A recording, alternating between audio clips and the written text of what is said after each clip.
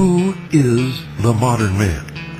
What sort of creature inhabits the modern domain? Well, the puppet masters say he is the smartest, most advanced individual to ever strut the planet, the most relatively liberated being in history. But Louis Ferdinand Celine said it well, quote, "What does the modern public want? It wants to go down on its knees before money and before crap," end quote.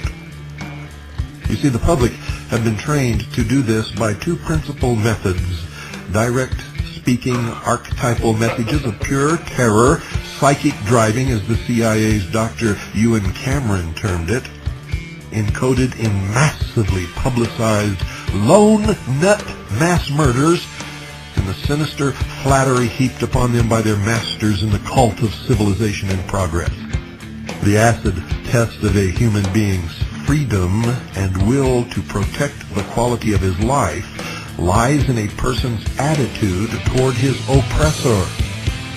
And what is modern man's attitude toward Wall Street and the bankers, the elite, that body of adepts known as the secret college?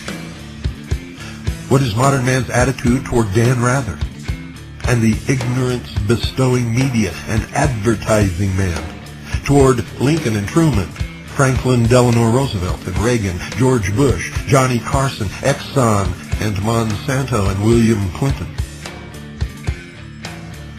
As one writer has observed, and I quote, "The most amazing thing about the American people is that they are constantly defending their worst betrayers," end quote. So I ask you again, who then is the modern man? Well, if you've listened to this broadcast long enough, you know my interpretation. He is a mind-bombed patsy, an ignorant, apathetic twit who gets his marching orders from twilight language keywords sprinkled throughout his news and current events. And even as he dances to the tune of the elite managers of human behavior, provoked by buzzwords, he scoffs with great derision at the idea of mass mind control emanating from the media and government. And that is most unfortunate. Modern man believes that he is much too smart to believe anything as superstitious as that.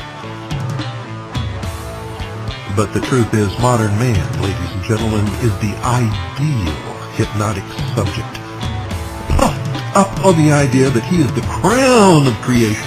He vehemently denies the power of the hypnotist's control over him, even as his head bobs up and down on the string. What we observe in the population today are the three destructive symptoms of persons whose minds are controlled by alien forces, and I do not mean from Mars. These forces are amnesia, in effect loss of memory. The second is abulia, or loss of will. The third is apathy, loss of interest in events vital to one's own health and survival. Amnesia, abulia, and apathy are nearly universal among us today and gaining a greater foothold with every passing day. A Japanese philosopher, George Osawa, stated that there was only one incurable sickness: arrogance. If a patient does not regard himself as sick, he cannot submit to a cure. That's why I've urged you, ladies and gentlemen, if you want to see what is wrong with America today, go into your bathroom and look into the mirror. You will find the problem staring at you. And at that point, when you make that realization, you must admit to yourself, I have been stupid, I am ignorant, I am apathetic, and I must change. And if you do not, nothing will change, nothing will become better, nothing at all. The arrogant man does not need to see. He already sees almost everything. And what he thinks he has yet to learn, he believes the experts will one day show him.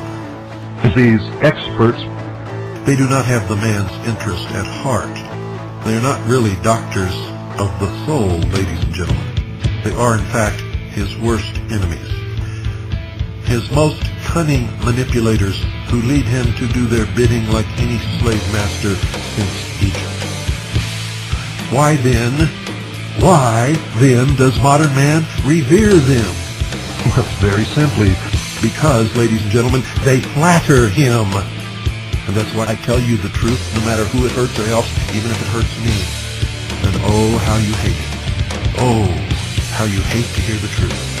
The man who tells the truth is universally disliked by every person, because every person has an agenda and is hiding behind a fantasy which the truth penetrates like an arrow and leaves him stripped naked before the whole universe.